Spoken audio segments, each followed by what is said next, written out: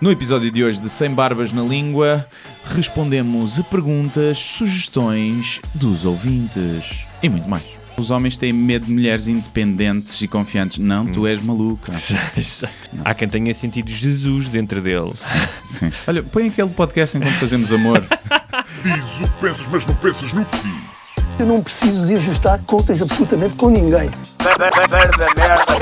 Para um país mais justo, para um país mais pobre, perdão. Deus existe dentro de nós. Quando as pessoas não acreditam em Deus, não, Deus existe dentro de nós. Ser exigente, não sermos piegas. Ser exigente, não sermos piegas. Mãe, olha, tu sabes fazer ténis.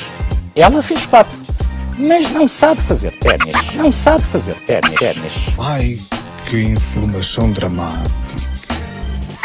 Sem Barbas na Língua, um podcast de Guilherme Duarte e Hugo Gonçalves. Sejam muito bem-vindos a mais um podcast. E cá estamos, não é, Hugo? Mais um dia, Mais um dia. nesta cavalgada imparável rumo à morte, Exatamente. Em direção ao abismo. ao nada, Ou então ao tudo. Nunca saberemos.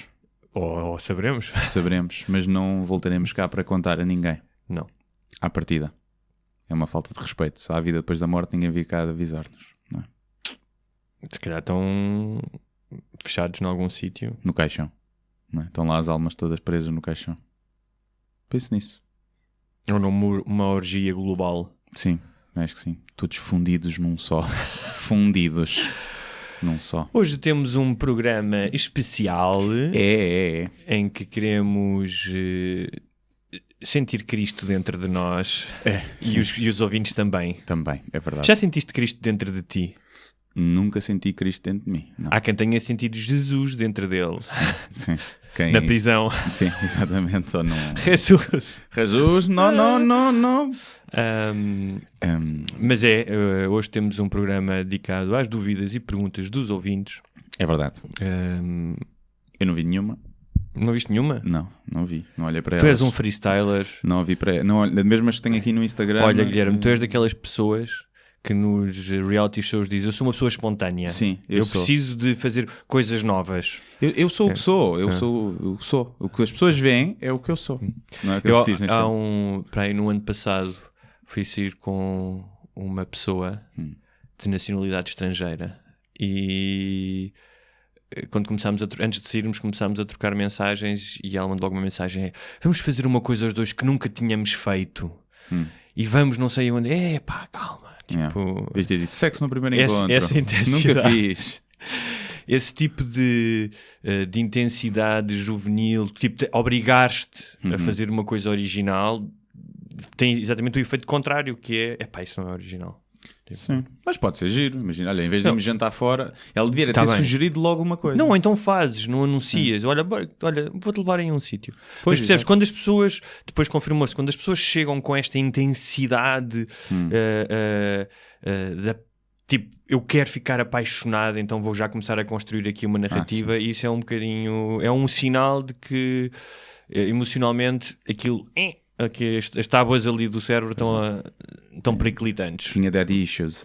Tinha daddy issues. Não cheguei, não houve tempo suficiente para saber. Não falei com ela. Fomos logo fazer sexo, Sim. não falámos. Não deixei que o alarme de fogo tocasse, saí logo da sala. Sim. Eu também sempre tive essa mestria de... Olha, é maluca, vou-me embora. Sim. Não, porque eu conheço muita gente que acha que é, primeiro, não, eu vou salvá-la. Isso. E depois deixa ver até onde é que isto vai. Eu, aos primeiros sinais de patologia, vou-me embora. Claro.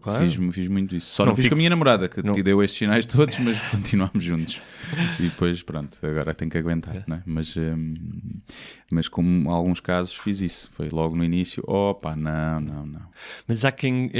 isto também é típico das idades mais novas, mas há quem confunda loucura e desequilíbrio com intensidade e mistério. Sim. Não, as mulheres também para com os homens. Claro. Isso. Eu acho sempre piada, às vezes vejo algumas mulheres a dizer: os homens têm medo de mulheres independentes e confiantes. Não, tu és maluca. Por isso é que os homens têm medo de ti. És Exatamente. maluca. E é um bocadinho isso que acontece às vezes. E nos homens, então, acho que as mulheres querem ter mais atração pelo homem magoado, não é? Como é bagagem. Ou então o filho da mãe. Sim, que é filho da mãe, muitas vezes, sim. E tem mais atração. Vou mudá-lo. Olha o cabrão, traiu toda a gente, mas eu vou mudá-lo. E depois, cabrão. Pois já, era. Já. Então, querida, julgavas que era especial? Sim, que era especial. Sim. Não, foi assim, é assim. Mas pronto. Bem, vamos então... Queres percorrer primeiro as que estavam no Facebook? Podemos percorrer apenas aqui 2 referências culinárias para começar. Sim. Então. Uma, o Ricardo Araújo, que parece Pereira. que Ricardo Araújo Pereira. eu acho que é ele e... Com perfil falso. É ele com perfil falso e não quero admitir. Porque ainda não foi convidado para aqui vir, então está-se a sentir mal. E o Ricardo alertava-nos, porque parece que nós falamos de farinheiras ou alheiras. Sim. E dissemos farinheira e alguém de nós deve ter dito porco. Mas houve aí um erro. No YouTube também comentaram disso. A dizer que a farinheira era a salsicha dos judeus. Sim. Para fugir à Inquisição. E não, a alheira é que é. Pronto. A alheira é a mais conhecida. Sim. Aliás... A farinheira tem porco. Gordura. Tem gordura de porco. Pois. Então parece que... Pronto.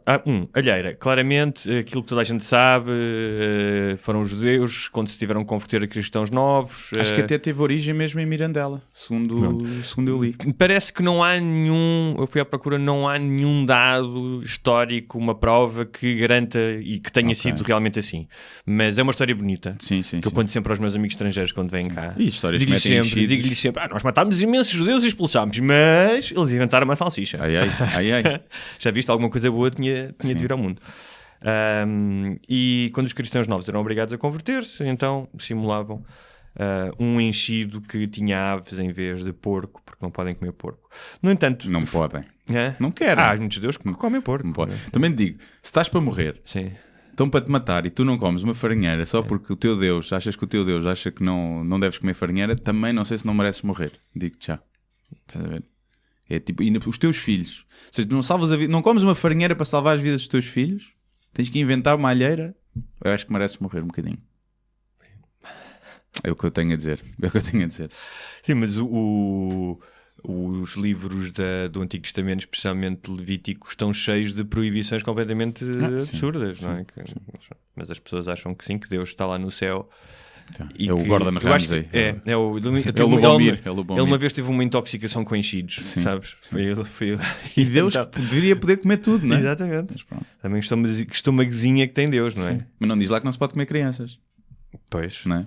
São só 10%. São só 10% que comem. Portanto... Houve um ouvinte chateadíssimo porque nos últimos 2 episódios não tínhamos dito que era só 10%. Estamos nós de volta. Portanto, aqui está. A relembrar que só 10% dos padres é que comem criancinhas. Mas parece que a farinheira, eu fui à procura, também havia algumas referências e que também teria sido um enchido inventado pelos cristãos novos, mas que nas últimas décadas levava gordura de porco. Pois que mudaram a receita, sim, pode ser. Como tal. O Ricardo também, agradecemos a correção dele. Claro. Ele também dizia que era legitimiza e não legitima. E neste caso parece que está enganado porque são sinónimos. É? Pois. Eu já tinha tido essa dúvida no futuro. Já tinha tido essa dúvida no futuro.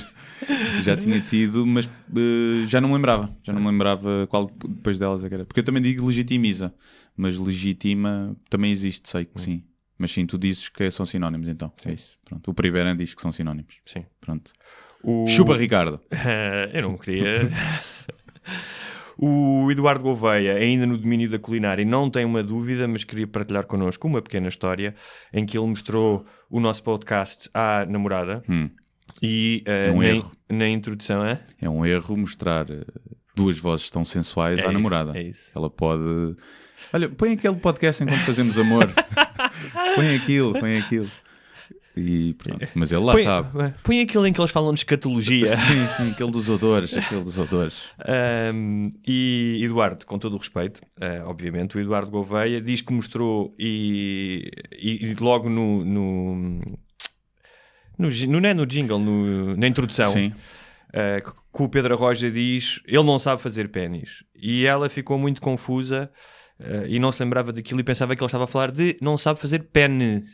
Ou seja, massa. Tagliatelle e pene. E pronto. E uma Tinha dado uma boa edição nesse vídeo. Ele dizia, minha mãe não sabe fazer pens. E a seguir punhas um chefe a pesar. Então, depois o pen, o pestozinho. Há imensos nomes de massas, não é? Farfalli faz-me sempre lembrar outra coisa. Me faz lembrar os sketches do Gato Fedorento, do Konami, Farfalli, Maracaté. Havia mais outros. E finalmente o Renato Dias, a última referência culinária, pergunta-nos se no hino da Champions League eles dizem mesmo lasanha. Eu acho que sim. Acho que dizem. Acho que... Eu, como sou um estraga-fantasias, fui averiguar e posso dizer... Eu acho que ele da Champions, não? Que The Champions. The Champions. Que a música é um hino. Foi escrita por Tony Britton, do Royal College Music. Yes. No estilo de Friedrich Handel, o compositor do século XVIII. Já viste as coisas que... aprende-se aqui coisas que é uma coisa estúpida. E foi a gravação que nós ouvimos, é cantada, a parte vocal, pela Academy of St. Martin's. Yes. E toda a letra tem as 3 línguas oficiais da UEFA, portanto tem frases em alemão, em inglês e em francês. Começa com « Ce sont les meilleures équipes ». Oui. Je m'appelle. E, portanto, lasanha para ti também. É isso, Renato. Lasanha. Não gosto muito de lasanha, não sou muito fã, por acaso. Não? Não. Porquê? Porque não? Tem muita massa? Ou seja, o sabor do bechamel e do queijo anula tudo. E então não sou assim, é como empadão. Empadão é estúpido. Mas gosto muito de empadão de batata doce feito por mim. Fica muito gostoso. Empadão de carne? Empadão de carne, sim. Também há quem faça empadão de atum. Pois, mas também há pessoas que não têm gosto nenhum, não é? O que seria do amarelo se não fosse o mau gosto. Dizem que a lasanha do Lidl entrou não é? Que é muito boa e a gente fala. Sim. Também há pessoas que vão comer almôndegas ao IKEA. Pois é, isso nunca foi. Propósito. Almôndega do... Vão lá de propósito. Pois, também não percebo isso. Tem que andar no labirinto até ir lá, ou não? Não, é cá fora, acho. É cá fora? Ok. Pensava que era a meio do labirinto que tinhas de fazer tudo. Se calhar agora não, como já vão lá pessoas de propósito. E se chegasses a casa e a tua namorada dissesse: amor, vamos agora ao IKEA comer almôndegas? Pensava que era uma armadilha.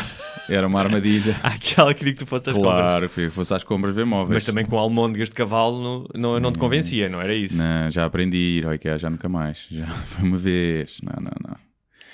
E só dissesse: amor, tenho aqui uma amiga que quer experimentar camas connosco no Instagram. No Instagram. Estamos no bonitos. IKEA. Não, isso também era uma armadilha. Se eu dissesse que sim, ia dormir no sofá. E não estava lá ninguém. Não. Ok. Já vi que és uma pessoa muito desconfiada na tua relação. Sim, já sei que eu conto. O Pedro Figueiredo não tem uma dúvida. Quer dizer, diz-me se eu lhe pago uma Imperial em Ponta Delgada e diz: toma lá uma assistência para golo para poderes divulgar o arquipélago de escritores. Acho que já falei aqui disso na última... Falaste, mas podes falar outra muito vez. rapidamente, é um festival literário que vai acontecer em Ponta Delgada de dia 15 a dia 19. Vai ter a presença de muitos escritores portugueses e internacionais, incluindo um prémio Pulitzer, várias mesas de discussão, vai haver cinema, os escritores vão falar às escolas. Se quiserem saber mais, é só procurar no Facebook a página, tem lá o cartaz. E quem está em São Miguel ou mesmo nas outras ilhas, queira ir dar um pulo, apareçam, que vale a pena. É isso. O Sérgio Silva pergunta, nós já falámos aqui disto por acaso, ele pergunta-nos o que é que nós achamos da polémica do James Gunn, que é o realizador do Guardiões da Galáxia. Sim. Já falámos, não é? Já falámos. Eu já nem me lembro. Pronto, basicamente ele foi despedido porque há vários anos tinha no Twitter feito várias piadas com pedofilia e violação. Sim. Na altura nós não falámos das piadas. Eu fui procurá-las. E basicamente são piadas, algumas não têm muita graça. Pois, acho que é só isso. Sim. Uma delas é... Ele devia estar em viagem e diz: este chuveiro de hotel é tão fraquinho que é como se tivesse um miúdo de 3 anos a mejar-me na cabeça. Isso não é pedofilia. Nem vou... Se tu ouves isso e pensas em pedofilia, acho que está na tua cabeça. Eu nem ia para aí. Ele diz, o filme Expendables, que é aquele com imensas, com o Chuck Norris, o Stallone, com todas as figuras de ação, não é? Dos anos 80. O filme The Expendables é tão masculino that I fucked the shit out of the little pussy boy next to me. Ou seja, que fodi o rapazinho que estava ao meu lado. Não é? Não, nem diz rapazinho, sim, pussy. Pussy no sentido de maricas, não é? Sim. Mas aí também não, eu vejo esse fuck the shit out tipo, com porrada. Claro. E não sim, com... ou mesmo que fosse foder, não era assim.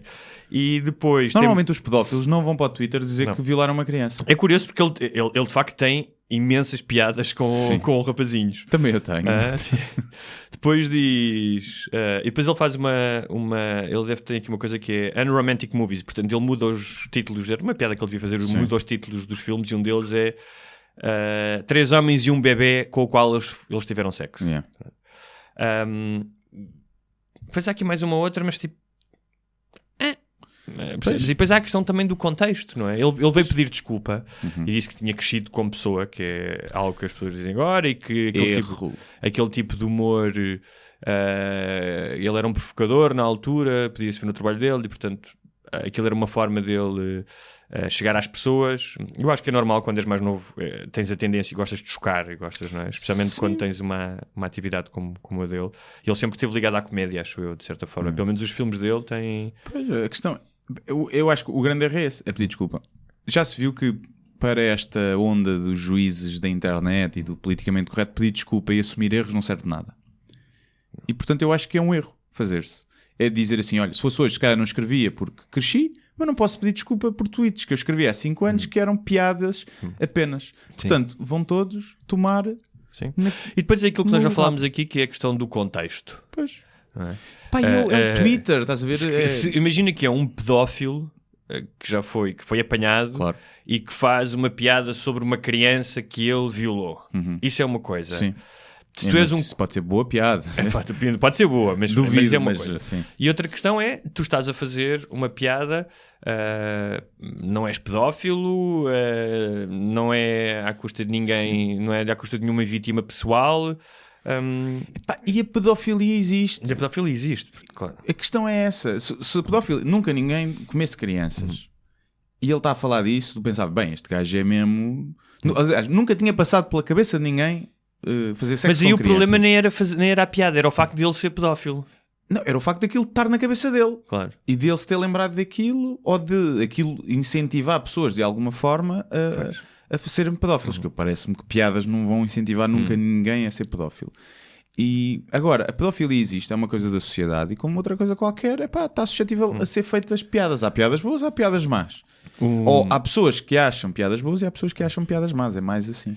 Quem quer saber mais sobre isto, veja o bit do Carling, muito conhecido, 7 Dirty Words, não é? Que era shit, piece, fuck, cunt, cocksucker, motherfucker and tits. Não é? Sim. E em que ele fala sobre a importância do contexto, que isto são palavras, em si mesmo não são nada, porque eram palavras proibidas na televisão. Sim. Curiosamente... Chegou a estar preso, a ser detido, por dizer isso. Sim. E curiosamente, sabes que o caso foi ao Supremo Tribunal norte-americano, porque uma rádio que passou... Aí houve um tipo que estava com o filho no carro e que os processou, e depois eles processaram-no de volta. E o George Carlin dizia que das suas grandes conquistas na vida era imaginar os juízes do Supremo a discutirem isto e terem que dizer as palavras. Não é? Isso foi uma vitória muito importante para a liberdade de expressão na altura. E já tinha sido, como o Lenny Bruce, tinha sido preso várias vezes por dizer palavras proibidas em clubes de comédia.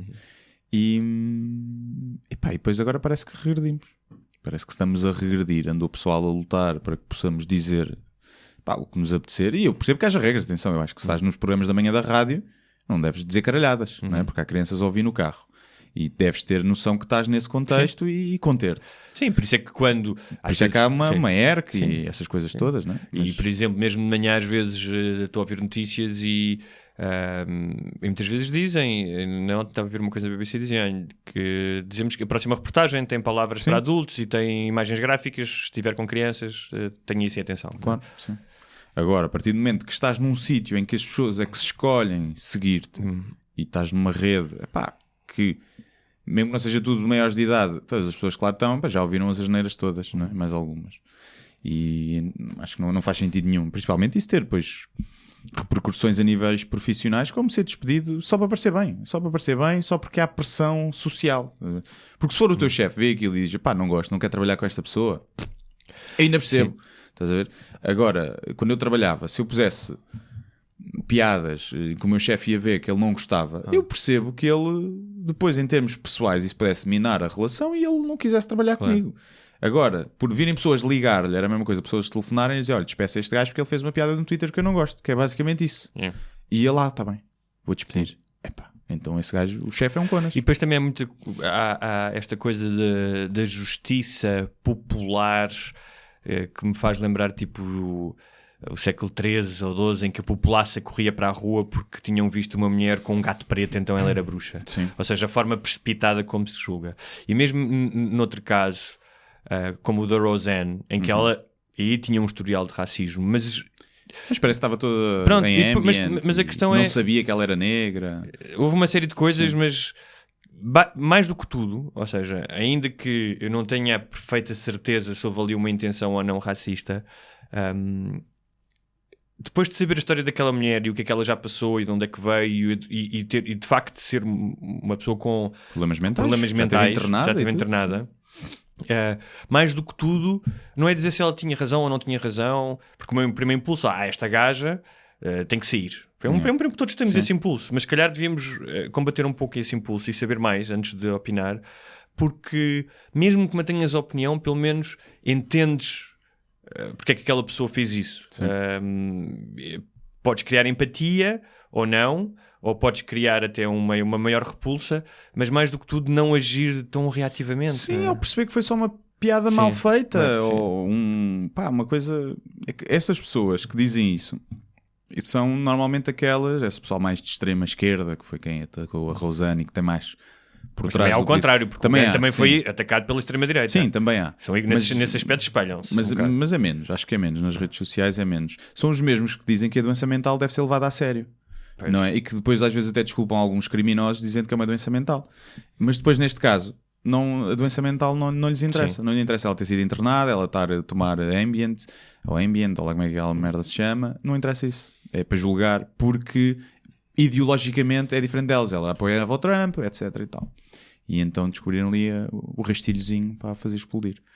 Mas pronto. Olha, o Pedro Barbosa diz... Só pessoas famosas hoje? Pedro Barbosa do Sporting. Pedro Barbosa diz, acho que a pergunta que todos querem ver respondida é, e eu acho que é só ele que quer ver respondida, preferiam comer-se um ao outro ou comerem à vez a Maria Leal? Tinha que ser comer à vez a Maria Leal. Obviamente. É óbvio, sim. É óbvio. Até nem me importava de ser o segundo. Sim. Eu até queria ser o primeiro para despachar já tudo. Mas... Porque eu não queria ficar... espera, depois temos que ficar a ver, estás a ver? Sim. Mas sim. Mas qualquer coisa ter que comer-nos um ao outro, sim, não é? Sim. Até preferi levar no cu da Maria Leal, estás a ver? Preferi levar no cu da Maria Leal do que de ti. Desculpa lá, mas sim. Mas é isso. Eu prefiro levar no cu da Maria Leal do que de comer o cu. Sim, também eu. Também preferia. Portanto, Pedro Barbosa, se querias de alguma forma imaginar o sexo homoerótico, já nos estiveste aqui durante 30 segundos a falar de cu. Sim. Ele depois diz, mas agora a sério. Sim, ok. Espertalhão. Agora a sério, já que vais à minha ilha, que livro de autor açoriano é que me aconselhas para ler? Eu aconselhava, assim de repente, os últimos livros do Joel Neto, o Arquipélago e o Meridiano 28. O Joel é um escritor da Terceira, e podes sempre ler, se não leste, o Gente Feliz com Lágrimas do João de Mel, que faz 30 anos. Aliás, o João de Mel vai fechar o cartaz do festival com uma entrevista do Joel Neto. Sim, senhores. Seguintes. Arte Lopes. Não percebo se é uma mulher ou um homem, não consigo ver aqui na foto. É um senhor. É um senhor? É muito... O senhor tem aqui alguma coisa a dizer acerca de ti? Eu já lhe respondi no outra, porque ele comentou também no outro lado. Ele comenta muito, sim.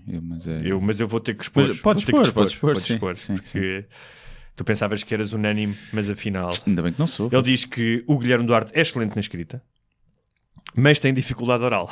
É, sim. Minha namorada, por acaso, diz o contrário. A tua namorada diz o contrário. Sim. Sem desmerecer o que tem escrito, diz ele. Sim. Que adoro. Não é uma crítica ao seu trabalho ou à sua pessoa, é apenas reticências, não é uma crítica, é apenas algo que se sente no podcast. Não é tanto sobre as opiniões, mas é sobre explanar as mesmas de forma falada, que é diferente da escrita. E eu digo, isto é grave para um gajo que faz stand-up comedy. Mas eu respondi-lhe e disse, agradeço o feedback dado de uma forma minimamente construtiva, mas eu estou-me a cagar um bocado. Primeiro porque faço por gosto, não é? Portanto estou-me um bocado a cagar se tenho jeito ou não. E depois, o teu podcast, não ganhamos nada com isto. Depois discordo, e acho que não estou aqui para explanar opiniões, tipo até ao tutano, não estou aqui para isso. É uma conversa. Estou aqui mais, é uma conversa. Quando se está no café não estás uma hora a falar e a discorrer filosofia, todos os factos que conheces. E estou certo que há pessoas que acham o contrário, que não concordam, mas eu respeito. As opiniões são como as vaginas. Sim, mas eu respeito perfeitamente e gosto desse tipo de feedback, porque me faz pensar, ok, o que é que eu posso fazer melhor? Não, tanto eu como tu provavelmente podemos fazer melhor. Curiosamente, e agora vou em tua defesa, tendo em conta todos os vox pop que eu já vi em telejornais e quando as pessoas são entrevistadas, não é? Basta escreverem apanhados da TVI no YouTube e vejam. Eu acho que até te consegues expressar. Eu consigo, não é? Acho que sim. É muito, não é pouco, e é bastante. Mas olha, eu aconselho o Sr. Arte a ir ver um dos teus espetáculos e a ver que tu até és bastante eloquente e que a linguagem é uma coisa importante para ti no teu espetáculo. Sim, mas acontece sempre, como eu comecei na escrita, ou seja, eu quando comecei a fazer stand-up também tinha essas críticas. E quando comecei a fazer sketches também tinha essas críticas. Diga está escrito. Depois, com o passar do tempo, agora, por exemplo, nesta segunda temporada Falta de Chá, já ninguém diz isso. Já toda a gente... São veículos diferentes. Quem ler os meus livros, eu não falo como escrevo nos livros. Ou quem vai ver stand-up agora também sai de lá, acho eu, satisfeito. Ou seja, vamos evoluindo. A escrita é uma coisa que consegues treinar mais diariamente e que escreves deste puto. Fazer stand-up, não. E falar, tipo, podcast, uma coisa assim, também não. E eu, apesar de valorizar, eu também tenho que dar aqui uma farpazinha a quem diz isso, que é o que é que essas pessoas acham que esse comentário me vai trazer de bom. Ou seja, se só gostas da escrita e não gostas do podcast, não ouças o podcast. É tão simples. O que é que mas tu dizes? Se calhar gosta imenso de mim. Sim, também pode ser. Eu posso fazer uma edição só com as tuas falas. Mas às vezes há pessoas que dizem isso. Dedica-te à escrita que não tens piada para o stand-up. Se gostas da minha escrita, qual é a tua necessidade de dizer isso? Não é? Porque, continua a consumir a escrita. Não consumas o stand-up. Porque há pessoal que gosta. Portanto, para que é que eu devo valorizar a tua opinião em vez de valorizar as 1000 pessoas que estavam naquela sala a rir? Podes chegar lá e dizer assim, olha, eu também não gosto da forma como tu passas os produtos no código de barras da caixa do Pingo Doce. Vem como de sala, batata frita. E eu estou obviamente aqui a brincar e eu agradeço esse tipo de feedback. Mas por outro lado, antes de darem esse feedback, pensem. Será... Se eu gosto do trabalho dele, será que eu devo dizer isto? Será que isto vai ajudar? Percebes? A crítica pela crítica. Então dá sugestões. Como é que eu posso melhorar? Olha, não gostaste do stand-up porquê? Devia ter mais energia? Devia ter premissas diferentes? Então... Não gostas do podcast porquê? Tenta melhorar. E não só dizer, para isto não tem jeito. Ainda bem. Eu quero experimentar no máximo de formatos possíveis porque quero testar-me e desafiar-me e... Porque és uma pega da comunicação. Sim, custo é uma pega de borla. E porque, portanto, por um lado agradeço, por outro lado, estou-me um bocado a cagar. A verdade seja dita, não posso ligar a um comentário isolado. Se toda a gente dissesse isso, aí não tens piada nenhuma aqui ou ali, seja em que formato for, e se calhar começava a pensar, se calhar tem razão. Agora não posso ligar a um comentário quando há mais comentários a dizer o contrário. Muito bem. Mas muito obrigado. Eu sei que ele segue e comenta tudo e portanto, estarei sempre agradecido. Mas se ele não gosta do podcast, não ouça. Ele disse que não gostava, mas pronto. Sim, pronto. O Helder Reis pergunta-nos qual a nossa opinião relativamente às plataformas digitais, tal como o YouTube e Twitch. O que é o Twitch? O Twitch, a Twitch é uma cena de streaming live, ainda meio underground, apesar de já ter muita gente, onde se fazem cenas live, basicamente. Ou seja, nós podíamos estar agora a passar o programa no Twitch. Já pensei nisso. Apesar do público de Twitch, neste momento, ainda ser, acho eu, muito jovem e muito virado para o gaming. Pronto, ainda é muito esse público. Acho que começa a crescer noutras vertentes. Mas acho que ainda é algo que eu quero ver se explore no futuro. Não sei até que ponto vai morrer na praia a Twitch ou não, porque vai ser... Quando começar a ganhar, eu acho que já foi comprado e depois vendido, depois comprada por outros grandes players. A pergunta do Helder tem uma segunda parte, que é: quanto tempo até uma mudança radical do panorama audiovisual em Portugal e no mundo? Acham que será para melhor? Bem, eu acho que essa mudança já está em marcha. Já. O Netflix vai gastar, julgo que nos próximos 10 anos, ou menos até, já não, mas é um período de tempo, vai gastar 10 mil milhões de dólares. E nesse mesmo tempo os estúdios de Hollywood vão gastar 2 mil milhões. Um quinto. Sim. Sim, eu acho que obviamente que a mudança já está em curso, não é? As pessoas o facto hoje em dia teres filmes até do Scorsese que são lançados logo na plataforma digital. Sim. Apesar de eu aqui, o YouTube, eu vejo um bocadinho como separado da Netflix, não é? Sim. Mas é um concorrente das plataformas tradicionais, ou seja, claro, hoje em dia há pessoas que se calhar em vez de estar a ver... alguma coisa na televisão às 9h30 da noite, estão a ver vídeos no YouTube. Sim. Eu acho que a mudança vai sempre ser para melhor devido à democratização do conteúdo, e não é só gente com cunhas que chega lá e não sei o quê. Mas assusta-me um bocadinho o rumo que o YouTube está a tomar, principalmente, em termos de, mas isso tem a ver... de tendências. Sim. Ou seja, tu vais às tendências do YouTube e fora poucas exceções, e se formos ver em Portugal, eu diria que uma ou duas músicas... Isto, eu estou a falar do meu gosto, não é? Mas também acho que há uma qualidade, acho eu, que podemos analisar, uma base da qualidade. Se fores ver, fora uma ou duas músicas, tipo Sam the Kid, que está lá, um ou outro músico, programas, cenas de humor, se calhar, de vez em quando, o R. Crasso, o Batáguas, a Mariana, que chegam ali às tendências. O resto é merda. É merda... Mas quem é que faz essa edição? É alguém do YouTube ou é um algoritmo? É um algoritmo com base nas visualizações, no tempo, tem vários fatores. Mas o que é certo é que o que acontece é, olha, as tendências é isto. E depois tens uma série de pessoal que faz conteúdo para o YouTube a imitar aquele vídeo para também chegar às tendências, porque é aquilo que está a bater. E então tu vês um conteúdo todo igual e nivelado por baixo, porque é nivelado pela popularidade, e a Maria Leal também é muito popular. Percebes? Ou seja, quando tu também abres, assim completamente, a mediocridade vai ter sempre mais visualizações. Sim. Eu não sei como é que se resolve isto, porque isto depois é um entrave a pessoas que querem fazer coisas novas porque não chegam lá. Eu acho que devia haver uma espécie de... Ou seja, para mim, as tendências do YouTube deviam ser feitas à minha medida. Porque eu vou lá e das tendências do YouTube, fora uma ou duas coisas, eu não gosto de absolutamente nada. Está bem, mas depois tens o outro lado, que eu acho que tem um aspecto negativo também, que é o algoritmo começa a responder aos teus gostos, não é? Tu começas a ver certos vídeos e começam-te a aparecer... Das sugestões, mas das tendências não. Das sugestões, sim. Das sugestões, ou seja, se fores ao teu quando abres o teu YouTube, estás com a tua conta, não é? Logo no imediato, ou seja, se eu vejo um vídeo, sei lá, de yoga, não é? A segunda, quando for lá outra vez, tenho logo 10 vídeos de yoga. Sim. E isso... talvez a intenção seja boa, que é trazer-te mais coisas que tu gostas, mas um dos problemas, e já ouvi algumas pessoas falar disso, é os teus gostos começam a tornar-se num funil, e isso é perigoso, por exemplo, na questão política. Sim.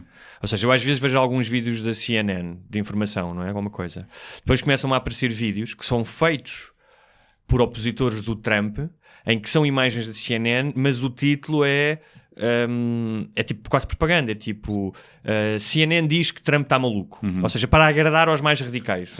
Eu não vejo esses vídeos, mas pode acontecer isso, que é, tu podes ir à procura dos teus gostos, ou seja, não chegues às tendências, como tu disseste, ainda que eu acho que era importante que o YouTube se calhar tivesse uma linha editorial que, além dos populares, pudesse ter uma espécie de estes são os nossos preferidos, quase como acontece nas FNACs. São os que pagam. Não é? Também como nas FNACs. Mas calhar devia haver um editor, devia haver uma linha editorial, e eles podiam ir à procura, apresentar novos produtos, tal como no Festival de Cannes existe o concurso normal e depois existe o Certain Regard, no meu francês é péssimo, que é para filmes de gente mais nova e que não vai ganhar, mas que eles acham que devem que deve-se prestar atenção. Sim. Mas essa funilização, não sei se a palavra existe, daquilo que tu vês, porque depois aquilo é aditivo. Tu vês eu próprio já senti isso. Sim. Começas a ver um Aliens estás nos tubarões, nos megalodons e no Sim, Bigfoot. Sim. Como é que vai ser a Terra daqui a 10 mil Sim, anos sim. e essas coisas todas. Mas eu acho que há esse problema. E eu acho que neste momento ainda há esse, não é problema, mas é uma consequência de o público de YouTube ser maioritariamente muito novo. Sim. Logo, as tendências são para público que tem 12, 13, 14 anos, na maioria. E para gajos como nós, que estamos na transição, não é? Que crescemos com a televisão e que passámos para o digital, ainda faz alguma confusão. Eu acredito que para quem tem 12, 13 anos esteja excelente. Sim. E se calhar o YouTube vai crescer com eles e vai estar sempre excelente. Portanto, eu utilizo... O problema não é do YouTube, é nós que estamos na idade errada para esta transição. Eu acho que o YouTube tem tudo, porque eu já vi coisas incríveis no YouTube, já vi documentários incríveis, entrevistas incríveis. Portanto, se tu tiveres a capacidade para tu próprio seres o editor e ires à procura de coisas, sim. Eu agora andava a investigar sobre os anos 20 e 30, mas nos Estados Unidos a depressão. Encontrei documentários sobre depressão e sobre a lei seca, coisas fabulosas. Sim. Eu até estou a falar mais do ponto de vista de criador de conteúdo do que de consumidor. Porque o consumidor também gosto de pesquisar as minhas coisas e não vou muito ao comodão. Mas acho que o facto dessas tendências estarem assim também afunila a criação de conteúdo e começa a nivelá-la por baixo, porque as pessoas fazem, principalmente quem está a começar, para ter views rapidamente, não é? Porque ainda não tem um público cimentado e não... Prefere ter muitas views do que ter poucas, mas de um público mais fiel. E isso faz com que acho que prejudique o conteúdo que se tem vindo a criar. Principalmente num país pequeno como Portugal, que ter 100 mil views, 200 mil já é muito bom. Mas teres 10 mil ou teres 5 mil pode desmotivar as pessoas de fazer coisas, não é? E quem diz isso diz 200 e 300. Há muita gente que está a fazer bom conteúdo, tem 200, 300 views porque não tem público ainda. Mas acho que antigamente se calhar era mais fácil crescer sem teres que tocar na banalidade e ser um bocadinho pimba. Vê-se muito conteúdo pimba. Mas as pessoas são pimba, tudo é pimba. Exato, eu acho que é isso. A maioria do público é. Acho que a maioria do público é. Mas por isso é que o Tony Carreira enche um pavilhão Atlântico, não é? E o Jorge Palma não enche. Portanto, e isto não é uma crítica negativa, é uma atenção, é uma constatação apenas. E porque eu acho que até as pessoas bimbas normalmente até são muito mais. Não é sempre um adjetivo negativo. Às vezes são muito mais boas pessoas e são mais genuínas do que os pseudo-intelectuais, não é? Mas depois criam merda. Criam conteúdo de merda. Mas em relação a outras plataformas, não ao YouTube, mas como Amazon Prime, Hulu ou Netflix, que claramente estão a revolucionar a ficção, não é? O Sam Mendes, que é um realizador muito conhecido, fez o American Beauty, dizia numa entrevista há pouco tempo que aquilo que se faz hoje em televisão tem comparação, ou melhor ainda, do que a revolução no cinema nos anos 70, quando apareceram uma nova vaga de realizadores como o Scorsese, o Coppola, o Brian De Palma, o Spielberg, uma série deles que marcaram. Portanto, ele diz que se calhar a ideia do realizador como o Tarantino vai ser de filme, vai ser menos comum e vai ser mais comum a do showrunner, que é o criador da série que depois acompanha o processo todo. O conceito de showrunner é um tipo que basicamente manda na série, entre aspas, mas que escreve, muitas vezes realiza, mas que basicamente é uma espécie de diretor de tudo. E o que está a acontecer é, com o cabo, não é? Cada vez mais pessoas têm cabo, eu julgo que em termos de audiência já é o cabo, todos os canais do cabo juntos, que têm mais do que qualquer um dos canais aberto. Sim. A telenovela está a perder audiência, tem vindo a perder. Não só porque eu acho que o produto começa a ser desinteressante, não é? Para muitas pessoas, como agora tens YouTube, tens Twitch, tens Netflix, tens uma série de coisas que rivalizam. Portanto, em vez de haver 4 canais para 10 milhões de pessoas, há uma diversidade de plataformas para as mesmas 10 milhões de pessoas e as audiências diminuem. Acontece o mesmo, desculpa, com os livros, que é... Até lê-se mais em Portugal hoje do que há 10 anos. Só que os livros vendem menos cada edição porque há muito mais títulos no mercado. Pois, e lá está, mais uma vez. Do ponto de vista do público, acho que é ótimo. Do ponto de vista da criação, acho que é pouco. É mau para Portugal. Porque se tu... Imagina, ainda não há cenas feitas Netflix, não é? Não, nem vai haver. Nem vai haver tão cedo. Acho que estão aí a tentar preparar uma, mas não sei até que ponto. E eu acho que isso vai... Como temos um mercado pequeno, isso vai ser muito prejudicial no futuro, porque lá está... Uma coisa é escrever um livro, que é barato de fazer e que podes fazer mesmo vendendo pouco. Outra coisa é fazer um filme ou uma série. O público vai estar tão fragmentado que não te vai compensar fazer uma coisa de qualidade porque nunca vais ter mais do que meia dúzia de pessoas a ver. Mas devia haver, como há, por exemplo, isso no é um Brasil perigo. e noutros países, em que o Estado obriga quem transmite no país, neste caso serviria para plataformas, para canais de televisão, ter uma cota de produção nacional de produtos de ficção e não só, imagina comédia, e para um Netflix seria xixi fazer isso, percebes? Fazer 2 séries e 4 especiais de o que fosse, Sim, percebes? sim. Aliás, seria mais fácil para o Netflix do que se calhar para os canais portugueses que têm menos dinheiro, não é? E menos Pois. capacidade de produção. Mas realmente está a mudar, eu acho que está a mudar para melhor. Para o consumidor sim, para o criador português não, mas para o consumidor sim. Claro. Sim. Porque tem acesso a produtos e eu acho que o que vai acontecer aqui o cinema vai ser é como quase ires a um concerto de música clássica, um espetáculo que só passa na tua cidade 2 vezes ao ano, Cirque du Soleil, uma coisa do género, que é só vais ver certos tipos de filmes ao cinema. Porque sim. há outros que... Já começa a ser, não? Já Já começa há a ser. pessoal tipo um Star Wars ou Sim. isso quer ir ver ao cinema, a IMAX agora. Uma comédia romântica e ver ao cinema, quando tens um LCD em casa e bom som. Exatamente.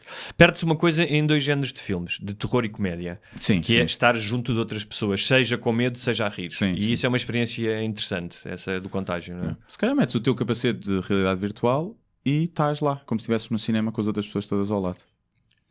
E é Pois, isso. pode ser. E estás a levar no cu do negão ao mesmo tempo. Estás a ver? Dá para fazer tudo. Ok.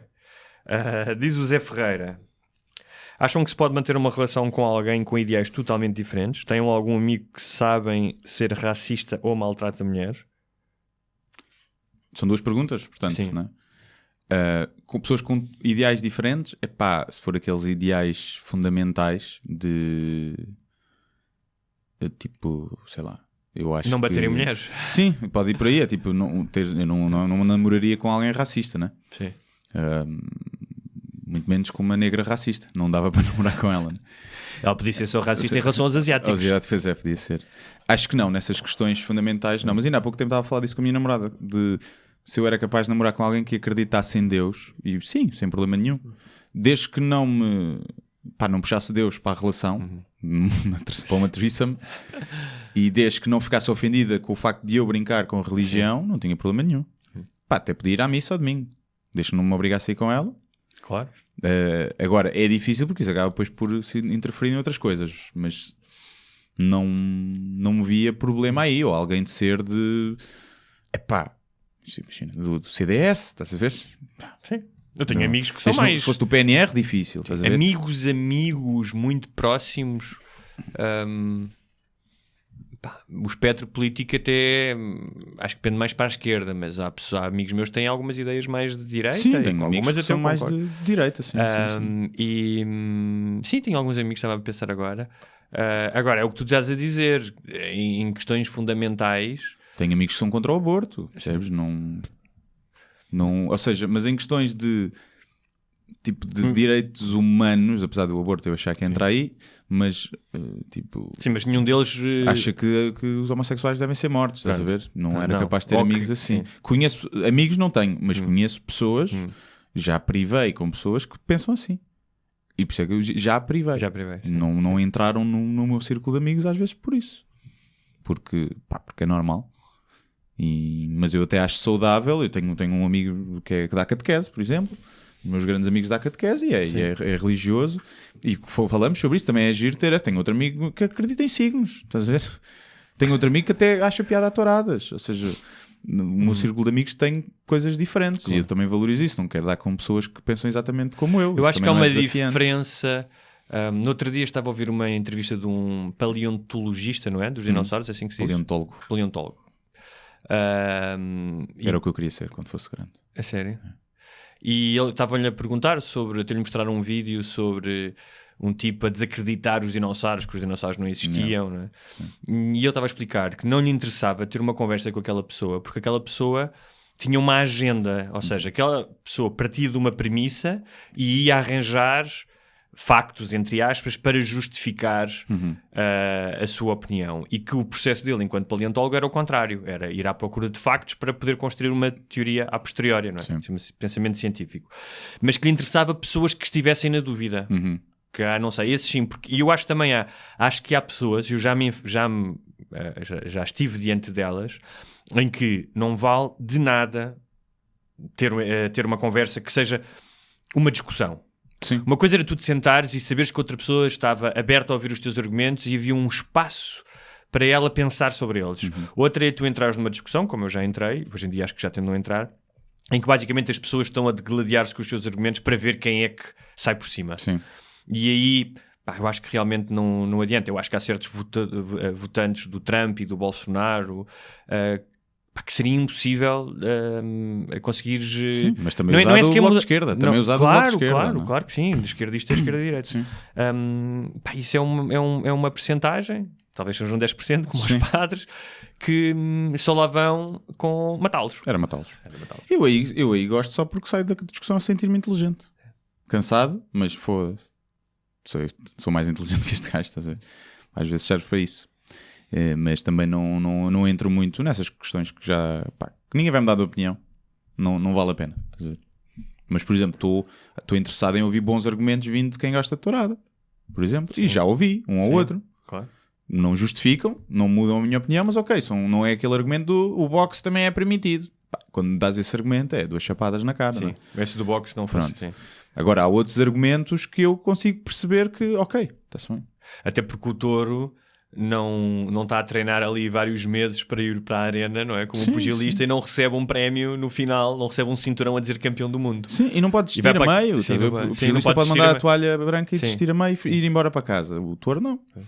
Mas pronto, entre outras comparações, não é? Mas estou interessado sempre e gosto de discutir religião e política. Gosto, aliás, acho que os grupos de amigos tens essa coisa. Tens o falar de memes, né? E futebol, e depois a seguir estás a falar de religião e de política. E o teu grupo de amigos é cimentado por isso, porque tens as conversas mais profundas e as mais fúteis. Sim. E acho que é aí que se tem amigos a sério. Se só tiveres conversas fúteis, não são amigos. Se só tiveres também conversas profundas, também não são amigos com quem tu te divirtas, se calhar muito. Acho que também é preciso ali um equilíbrio entre as duas coisas. Digo eu. Sabes que eu acho que, em geral, mas em Portugal muito, a leveza é tida por um certo meio intelectual como uma coisa má. Sim, Ou seja, isto faz-me lembrar um filme chamado Juventude, do Paul Sorrentino, muito bom por acaso, com o Harvey Keitel e com o Michael Keaton. É muito giro, sobre 2 velhos que estão num hotel na Suíça. Okay. E um deles é compositor e é mais conhecido por uma peça que ele fez para a mulher, mas que é a peça mais levezinha de todo o repertório dele. O gajo era um gajo com sinfonias. E ele dizia que a minha maldição foi a leveza desta música, porque depois parecia que as pessoas não me levavam a sério.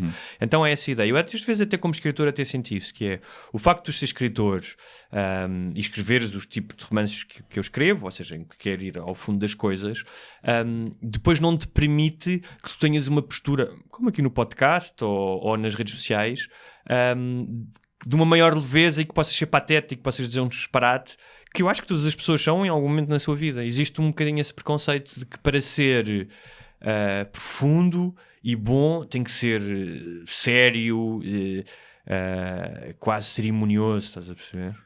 Eu, como humorista, é ao contrário. Ou seja, o meu vídeo que tem mais views tem 14 milhões de views e é um vídeo sério sobre o abandono de animais. E eu gostava que o meu vídeo com mais views fosse um vídeo de comédia, não é? Sim. E às vezes até contexto, um texto mais sério pode ter mais views do que um texto humorístico. E portanto, para mim é ao contrário. Que engraçado. Já devíamos trocar de corpo, como naqueles filmes. Naqueles acordávamos. Filmes. E acontece isso. Agora, mas acontece mais às vezes olha, escrevi este texto em 5 minutos sobre a Maria Leal. Eu acho que está giro, vou publicar. Mas é tipo, ok, está médio. Sim. E tem 2.000 partilhas. E depois passo 4 horas a escrever um que eu acho que tem realmente piada e que tem um ângulo diferente, nunca ninguém pensou, e tem 50 partilhas. Okay. Pois é, sim. Mas é o imediatismo das redes sociais. Mas partilhem à vontade do Maria Leal. Tu não controlas a besta que é a massa nas redes sociais. Sim, eu percebo. Tu estás às vezes tu trabalhas o dia todo e tu queres fast food, queres coisas se calhar mais simples e diretas e que não te façam pensar tanto. E pelo menos naquele contexto de scroll. Sim. Sabes? Depois se calhar quando vais ao cinema ou vês uma série já queres uma coisa mais profunda. Portanto, às vezes é preciso também perceber o contexto onde se está e se o conteúdo é adaptado ou não. Olha, o Pedro Ferreira pergunta-nos se quando dizemos bom dia a uma pessoa na rua, estamos realmente a desejar-lhe bom dia ou apenas a agir por boa educação? Só a boa educação. A não ser que eu conheça a pessoa, quero que ela tenha um bom dia, senão não estou a pensar muito nisso. Sim, mas, ou seja, mas eu é mais bom dia, tipo, olha, está um bom dia. Sim, é mais uma cortesia. Sim, uma cortesia de dizer, olha, entrei aqui na sua loja ou estou num balcão... É o olá. É Bom dia é o olá. É um olá. O olá também não estás a desejar nada, estás a iniciar o protocolo humano de comunicação. Exatamente. Não é? Como os computadores também têm. Também pode acontecer, se calhar uma pessoa mais chegada já disse, olha, tem um bom dia hoje. Tipo, claro. Sabes que a pessoa vai, sei lá... Sim, ou, pá, bom trabalho. Vai tirar uma verruga do ânus ou uma coisa do género. Tem aí essa preocupação. Agora, de resto, não penso nisso, é automático. Sim, é automático. O Miguel Menaia, ou Menaia, será? É humorista também. É? Tem uma página que é o Adiantado Mental. Tem uma questão que é interessante. Ele diz, porquê é que acham que existem imensas bandas de tributo que são quase sempre de rock? Não há artistas de tributo noutras áreas? Se um gajo faz carreira a cantar músicas do Tupac é plagiador, mas se fizer dos Bon Jovi já é aceitável. Eu acho que já falámos disso há uns tempos, que eu falei disso já muitas vezes em relação aos fadistas. Que é, muitos fadistas, casas de fados, tudo, são cantores de covers. Mas ninguém olha para eles como cantores de covers. Mas isso é uma razão tradicional para isso. Porque o fado, inicialmente, era um conjunto de músicas tradicionais que não ultrapassavam as 200 e tal. Sim. E que era o fado alfacinha, o fado menor, o fado... Tem uma série de fados. E então, até porque o fado era uma canção popular e como tal, como todas as canções populares no início, até se tornar um bocadinho mais erudita... era um bocadinho mais básica, como o teatro de vaudeville, que depois se tornou a revista, não é?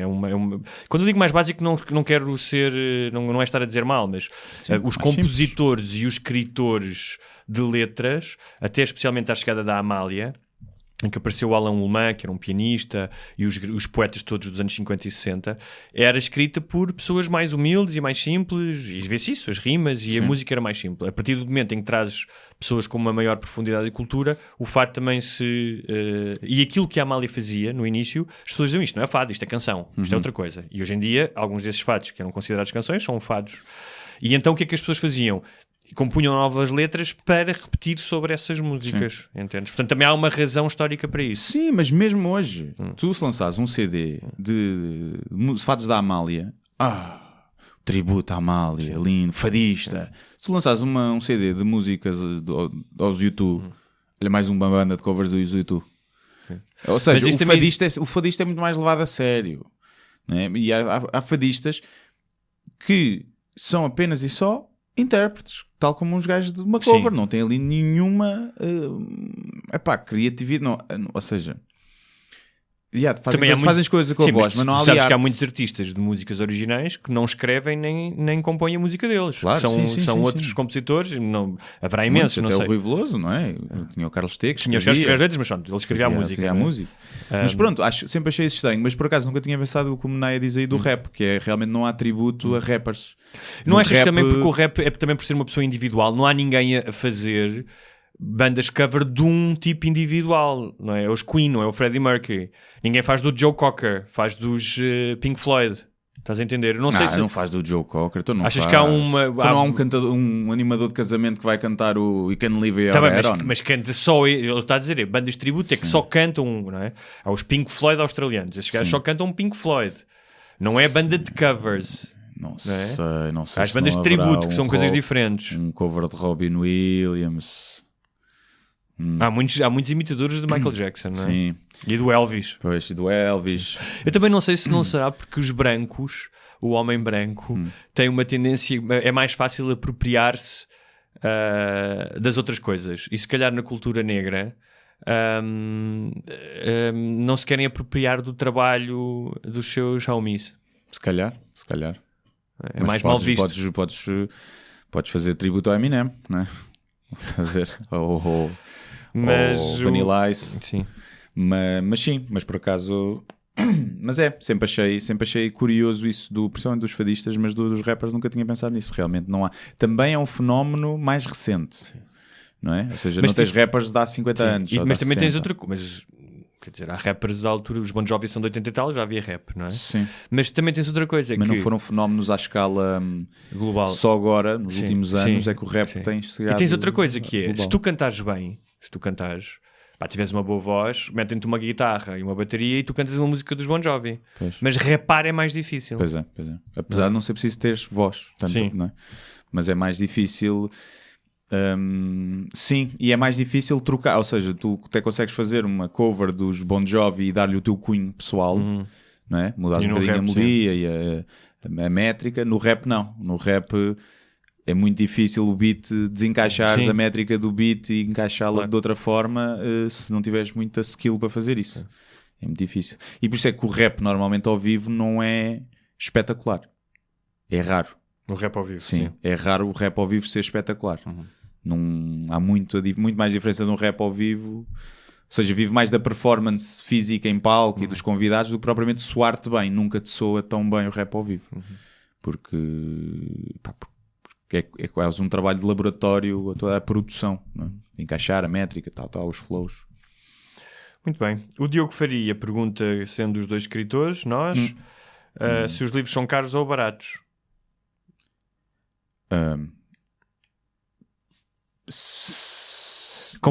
Dado o que se vende em Portugal, são baratos. Sim. E comparando com outros países, são caros. Como com a Holanda, por exemplo. Pois. Com a Holanda e outros países são caros. Tendo em conta o que as pessoas ganham lá e o preço dos livros. A não é? questão Como é que- aqui é... Eu não tenho problemas de dizer, os meus livros ganham 10%. Sim. Portanto, eu ganho 1€ e pouco por livro. Se tu vires que um livro demorou algum tempo a escrever e que não vende assim tanto, porque é impossível vender assim tanto em Portugal, a não ser casos muito específicos, pensas, não compensa fazer livros. Não, em termos monetários, Em termos não, monetários, desaconselho, não é? sim. Mas o que acontece é que normalmente os escritores recebem 10%, às vezes menos 2% recebem 8%, alguns raríssimos 12%, mas o negócio está mais ou menos dividido para que cada um dos intervenientes acabe por receber mais ou menos. Sim, ninguém a faz mesma muito coisa, dinheiro, nem ninguém faz muito produtora, dinheiro. nem Porque distribuidora, depois nem editora. A distribuidora recebe, o livreiro recebe e a editora recebe, não é? Quem tem mais custos aqui normalmente é a editora, porque é o material, a gráfica, não é? A Revisão, capas, tudo isso. E as coisas acabam por ficar mais ou menos divididas de uma forma equitativa. Sim. Agora... Mas sim, são caros. E mais uma vez, olha, tal como estávamos a falar das televisões tradicionais, a leitura hoje em dia também compete com plataformas que é muito, como o Netflix e o YouTube. É muito mais fácil tu te sentares e chuchares com 3 episódios de seguida, não é? Estares reclinado, porque ver uma série é uma atividade mais passiva. E ler é uma atividade mais participativa, tens de estar mais atento, tens que aportar mais da tua atenção e da tua concentração. Sim, mas por um lado aquilo disseste, nunca se venderam tantos livros como agora. É verdade. Portanto, eu acho que o livro vai sempre estar presente, vai ser uma experiência mais gourmet, mas vai servir como escape a esta overload de informação das redes sociais. Acho que sim, que vai haver. Apesar de eu não ser a melhor pessoa para isso, porque eu nos últimos anos escrevi mais livros do que o que mas é verdade. Mas acho que quem gosta de ler continuará a ler. As novas gerações é que eu tenho dúvidas. Eu tenho muita gente que me manda mensagem a dizer que os textos maiores que leram nos últimos 10 anos são os meus textos do blog. Pessoal com 20 e poucos. Mas repara, tens pessoas que, apesar da atenção ser mais fragmentada e capacidade de concentração de estar a diminuir, também é verdade que há muita gente que lê coisas na internet. Exatamente. Lê textos na internet. E o facto de haver suportes digitais hoje, ou seja, de tu poderes ler um livro de formato digital. Eu conheço pessoas que leem livros no telemóvel. Sim. Não é? Eu tenho um Kindle. É um bocado o que aconteceu. Assim, a mim interessa-me, é como os jornais, o papel. Assim, a mim interessa-me que as pessoas leiam. Isso é muito mais importante ser em papel. Em tempo já leram em papiros, não é? Claro. E a música já se ouviu em vinil, em fitas, e hoje em dia ouves digitalmente. O que interessa é que as pessoas ouçam música e conheçam. Sim, eu por acaso não sou muito... Aliás, eu sou um bocado contra essa noção de que só é culto quem lê livros. Há muito essa noção. E eu garanto que há muita gente que lê livros que é burra que nem calhau. Claro. E pessoal que não lê livros e que tem cultura sobre muitas coisas. Tu hoje tens... Eu estou sempre a ler... leio muitas entrevistas, leio muitos documentários, leio muitos estudos científicos sobre montes de coisas. O que eu acabo por não ler é ficção. E obviamente quando leio que aprendo e que gosto de ler, e às vezes penso, devia ler mais. E aprendo, mesmo em termos de vocabulário, para escrever, também eu sinto que preciso de começar a fazer isso mais. Mas não preciso de ler livros para ter cultura geral, percebes? E acho que tu podes ter muita cultura geral, por exemplo, a jogar jogos de computador. Sim. Tu tens jogos que são histórias, que têm factos científicos, que te estimulam a criatividade e a mente, e que tu aprendes mais ali do que a ler muitos livros. Claro. Mas eu acho que são coisas complementares, ou seja, tu podes ter... O que normalmente acontece é que quem não lê livros, em muitos casos não lê livros, depois também não lê nada, nem se interessa por nada. Isso acontece. Eu acho que os livros, para já, grande parte da informação criada pelo homem está em livros, não é? Sim. Hoje em dia também na internet, até porque os livros estão na internet, portanto, mas o que eu acho é que, e isso está provado por estudos, que é melhora as tuas capacidades cognitivas de empatia, de concentração, de entendimento do outro, e há certas coisas, como tu dizes, lá, tu podes ir ver vês num YouTube uma entrevista de um tipo a falar sobre astronomia, que é uma coisa que gostas, mas se calhar depois, para aprofundar o teu conhecimento, vais ler um livro de um astrónomo. Sim, sim. Eu acho que há diferentes patamares, e com a ficção funciona tal como funciona nas séries. Nas séries era um filme, é que a nossa tendência inata para organizar a nossa história e fazer sentido da nossa vida, e acho que já aconteceu a todas as pessoas, e por isso é que a ficção funciona.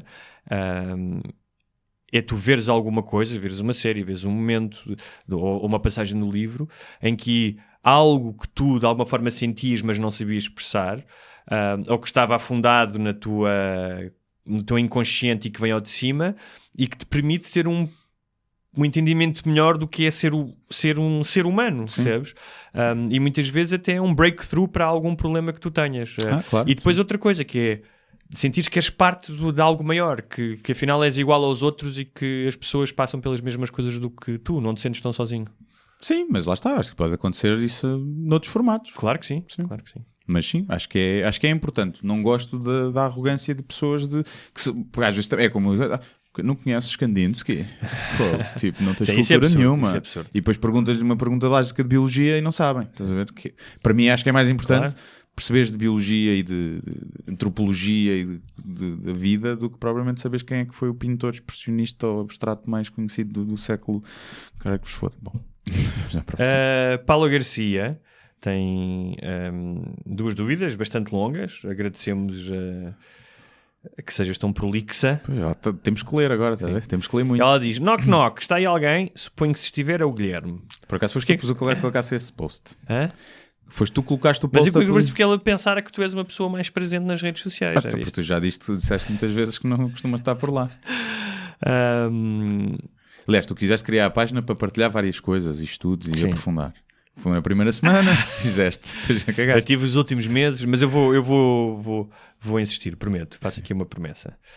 Ela pergunta, até porque referencia que o racismo é algo que nós falamos aqui com alguma frequência, se tem a ver com o facto de os gajos racistas querem levar no pacote, sem coragem de o admitir, por terem a pila pequena, ou porque veem gajas boas na cama com blacks e com enormes tarolos e isso incomoda-os. Acho que a homofobia há estudos que dizem estar ligada à atração sexual. Eu tive a ver. Eu também vi isso há pouco tempo. Acho que até o Joe Rogan falou disso e eu já tinha lido um estudo. A homofobia está ligada à atração por outras pessoas do mesmo sexo e uma atração reprimida. O racismo penso que não. Acho que não. Acho que tem a ver com... Pode ter... Eu já aqui falei muitas vezes com o complexo da pila pequena. Sim. Mas não de quereres... Ou seja, eles queriam ter a pila do negro dele, dentro deles, estás a ver? A nossa amiga Paula está a assumir que todos os racistas veem pornografia birracial, multirracial, não é? Ou então pornografia, ou então alguém lá do prédio deles, que deixou a porta aberta. Essa imagem do negro, que é muito típica na cultura norte-americana, do negro, do escravo, que conspurca a mulher branca, é uma coisa muito mais a posteriori, ou seja, é uma consequência do racismo, é algo que serve à narrativa do racista, que é, ainda agora o Trump, não sei se ouviste falar sobre a caravana de sul-americanos que vem, ele disse, as mulheres estão muito assustadas com os homens que vêm aí, os homens menos, mas as nossas mulheres querem estar seguras, como se aqueles imigrantes viessem, não é, entrar pelos Estados Unidos adentro e violar as mulheres a torta e direito, não é? Portanto, há muito essa imagem, mas eu acho que é a priori já. A posteriori, sim, eu acho que foi uma consequência de, ok, a escravatura, aliás, e no rap vê-se muito isso, há a token white girl, que é de, ou seja, em muitos sítios, um negro ter uma mulher branca é um sinal de estatuto. Sim. Mas, por exemplo, entre as mulheres negras pode ser um sinal de traição à sua identidade. Sim. E acontece muito isso de, vocês tiraram-me tudo, eu vou comer as vossas mulheres. Melhor do que vocês. Sim, e acho que há essa questão. Isso fez, ou seja, para quem era racista isso ainda era pior, que era, olha, estes gajos já são livres, já não são escravos e agora ainda podem comer brancas. E isso ainda aumenta mais o coisa. Acho que não é... E entretanto andavam os brancos a comer muitas vezes violentamente, não é? E sem vontade, sem que as negras escravas, não é? E a fazer-lhes filhos. Sim. Mas o racismo, que é um tema complexo, mas tem algumas origens fáceis de identificar. Uma é a questão do sentimento de grupo, ou seja, de tu te identificares com o teu grupo e normalmente seres herdeiro das crenças desse grupo. Sim. E sentes-te protegido com essas... Eu lembro-me, quando era miúdo, contavam-se anedotas no círculo de amigos do meu pai e da minha família, anedotas de paredes que hoje em dia acho que ninguém já conta, não é? Desta maneira. E as pessoas riam-se... Sim, mas também não se riam, ou seja, quem se ria não quer dizer que fosse racista, não é? Era...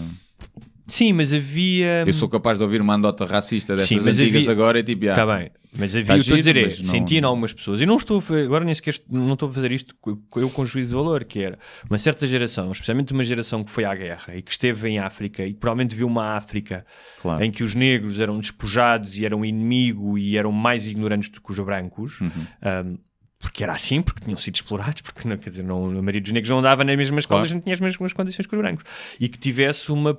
E quando o racismo nem sequer era um tema debatido, não é? Que tivesse uma postura de superioridade em relação àquele racismo, entre aspas, benigno, que me ouviu uma vez uma senhora num Vox Populi dizer coitado do pretinho, ele também merece viver. Sim, isso ainda é pior. Sim, eu acho que teve tudo a ver, foi mau timing, foi mau timing dos descobrimentos, percebes? Se nós chegássemos agora, imagina que ainda não tínhamos descoberto África, mas já temos esta consciência social, já, tudo o resto era igual. Okay. E chegávamos à África e descobríamos, olha, outros seres humanos, e que são negros e que, imagina que ainda viviam em tribos, tinham menos evolução tecnológica como na altura aconteceu. Eu acho que não íamos passar pela mesma coisa, pelo racismo. Se já tivéssemos esta consciência. Sim, não haveria talvez uma exploração. Não ia haver uma escravatura, não havia nada. Portanto, mas também só chegámos aqui porque houve escravatura. Exato, sim. E então eu acho que foi mau timing. Foi mau timing. Na altura era normal. Por muito triste, lá está. Eu também acho que não se deve glorificar os descobrimentos e omitir as atrocidades que foram feitas quando se dá a história de Portugal aos miúdos. Acho que eu cresci com os descobrimentos, foram uma cena fantástica. Muito bom para Portugal, sim, era o maior do mundo. E depois eu cresci e percebi que não era bem assim. Claro. Percebi que os monumentos que se construíram, os mosteiros dos Jerónimos, património mundial, foram feitos porque havia escravos para os construir, não é? E essas coisas. E que o dinheiro que nós tínhamos era roubado aos outros países. E era fruto da exploração. Assim. Mas acho que também não se deve falar dos descobrimentos como sendo uma coisa boa. Foi.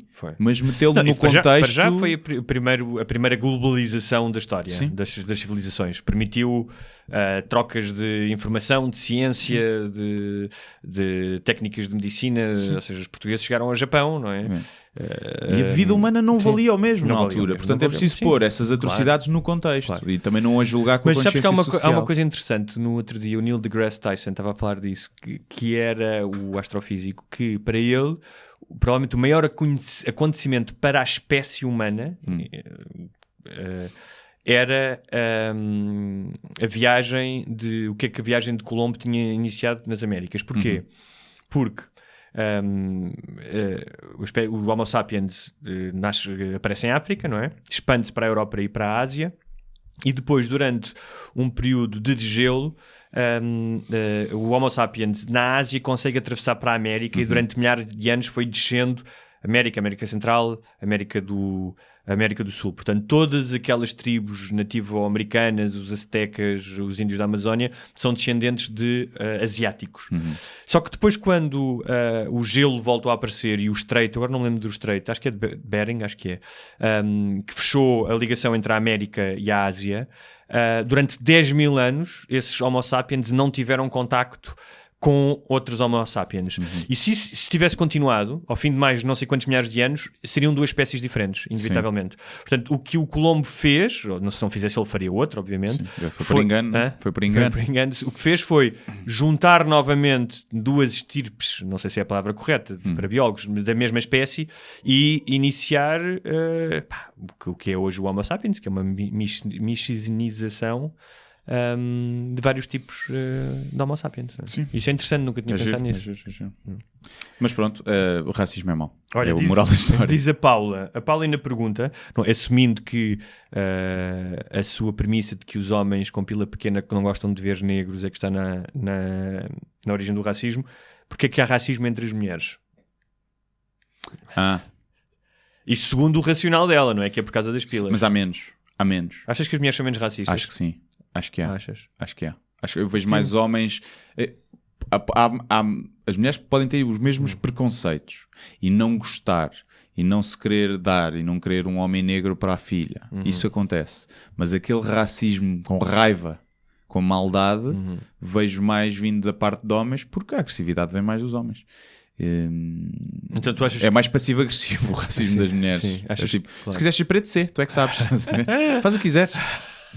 Ser preto, para aí, tu é que sabes. E acho que vem menos. O que vem mais lá está, de influência. Quantas mesmo. Repara, eu conheço montes de raparigas que se tivessem um namorado negro, o pai não ia aprovar. Sim. Raparigas da minha geração. E portanto é normal que isso passe para elas, não é? Que elas possam ter algum preconceito, algum resquício de racismo por causa disso. Porque o pai sempre lhes disse: não namores com preto. Pronto. Mas eu acho que nas mulheres pode haver outra coisa, que é, durante muitos anos, agora acho que já não há tanto, até porque começa a haver mais oportunidades, não é? E já vão nas escolas e faculdades e já não são, ou seja, antigamente os negros que havia em Portugal eram tudo muito mais classe baixa, porque não tinham o mesmo acesso e tinham pais de imigrantes que vinham para cá trabalhar sem grandes recursos. E hoje em dia já não. E eu acho que nas mulheres também pode haver isso, porque a mulher procura alguém que possa... claro, ou seja, geneticamente suportar sim. Agora já não é tanto, porque as mulheres são mais independentes, ainda bem, mas era um homem que tipicamente não iria ganhar tanto e não tinha um trabalho tão estável, e isso também podia afastar as mulheres de ir para isso. Disto estou eu aqui a especular, mas faz-me sentido, porque ou seja, o preconceito racial está também ligado ao estigma social, claro, não é? e económico, sim. Não é? Educacional, até muito a isso, acho eu, nos dias de hoje está mais ligado a isso do que à raça e à cor, porque tu não discriminas um rapper negro, um cantor, quer dizer, os cantores, os Jay-Z's, as Beyoncés, são negros, não é? Tens a não ser presidente negro, ser um supremacista branco, não é? Sim, esses gajos. Portanto, tem mais a ver se calhar com o extrato social hoje em dia do que propriamente com a cor, apesar de depois estarem ligados, porque ainda há muita discriminação económica baseada na cor. Okay. A Paula pergunta ainda se nos acontece, como acontece a ela, quando vai a uma entrevista, por exemplo, e o recrutador é muito carismático, ou se começa um curso e o professor é muito bonito, ou se vai ao ginásio e está cheio de pessoas que parecem perfeitas. Ela vai a muitos sítios com pessoas que ela quer comer, pá. Ela diz que fica mais nervosa e insegura. E isto mesmo sem qualquer resto de interesse, mesmo que não tenha interesse físico nessas pessoas. Sim. Como lidam vocês com essa questão? Se sentimos inseguros também perante a beleza ou o carisma dos outros? Não, por acaso. Hoje em dia, assim, claramente não. Quando era se calhar mais miúdo e uma miúda muito gira, podia ficar... Sim, eu lembro-me que uma vez foi uma entrevista de emprego e a rapariga era muito gira e tinha um grande decote. E eu fiquei nervoso primeiro, não posso olhar.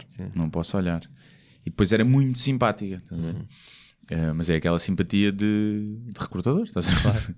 Queria que eu fosse para lá. E por isso é que eles a meteram a fazer a entrevista. E fiquei um bocadinho... E, sim, empresas de informática, homens, já havia difícil recrutar engenheiros. Não meteram o Zé, que tem 120 quilos, não é? E nódulos na camisa da Subway que teve a comer o almoço.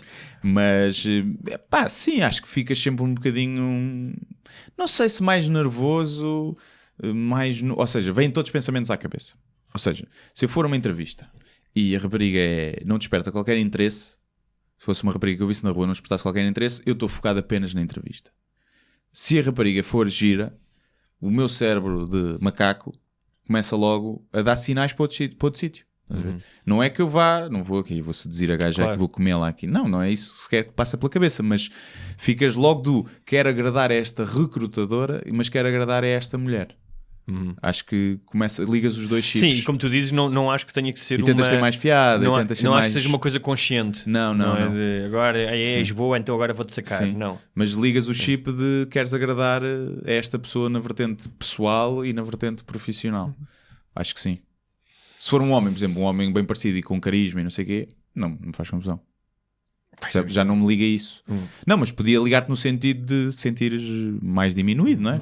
Por acaso acho que uma das pessoas, também era mais novo, mas uma das pessoas que fiquei intimidado quando conheci foi o Jerry Seinfeld, quando fui entrevistá-lo. Aí estavam, porque era um ídolo, era um ídolo gigantesco, ia entrevistá-lo e aí senti-me um bocadinho nervoso. Sim, nessas situações. O coisa que tem o Dave Chappelle, uma piada antiga, bada boa, que é que as pessoas dizem que não ficam nervosas ao pé de celebridades, mas é como dizeres que nunca ficas nervoso com a polícia a conduzir ao teu lado. Podes não ter nada, mas ficas sempre um bocadinho a olhar para os gajos assim um bocadinho tenso. Exatamente, é verdade. E é uma grande comparação. Olha, a Ana Bilé trata-nos por barbudos, Sim. queridos barbudos, e pergunta o que é que nós achamos da teoria do Daniel Sloss, do Jigsaw. O Daniel Sloss. Portanto, o Daniel Sloss é um comediante que, aliás, tem um special no Netflix, acho eu. Acho que pôs 2, esteve cá no Alive há 2 anos. Teve? Sim. E ele diz que, basicamente, vou tentar, quer dizer, isto é estragar uma piada, mas isto começou quando ele, desde pequeno, ouvia o pai dizer-lhe que para cada pessoa há uma alma mater, há a outra metade da laranja, não é? Esta ideia de que existe alguém perfeito para nós. E que quando nós começamos, ou seja, especialmente quando somos crianças, não é? Tal como a religião, absorvemos aquilo como uma verdade incontestável, vai sendo reforçado ao longo da vida com os filmes, com os livros, com o que seja, e sentimos depois um enorme vazio, sentimos incompletos, quebrados, quando não nos sentimos inteiros quando não encontramos essa outra metade. E ele diz que, ou seja, nós vamos construindo ao longo da vida um puzzle à espera da peça final, e que quando conhecemos outra pessoa, quando passam os 3 meses, não é? Passa-se o encanto, percebes que a peça final não é outra pessoa, porque a outra pessoa não é uma peça, é também um puzzle que construiu e que falta-lhe a peça final. Não é? E que esta ilusão da peça final esconde aquilo que é mais importante. E é curioso porque eu vi isso no outro dia, mandaram-me isso de um congresso de psicólogos, em que falava que as pessoas que melhor estão preparadas para uma relação são aquelas que não precisam de uma relação. Sim.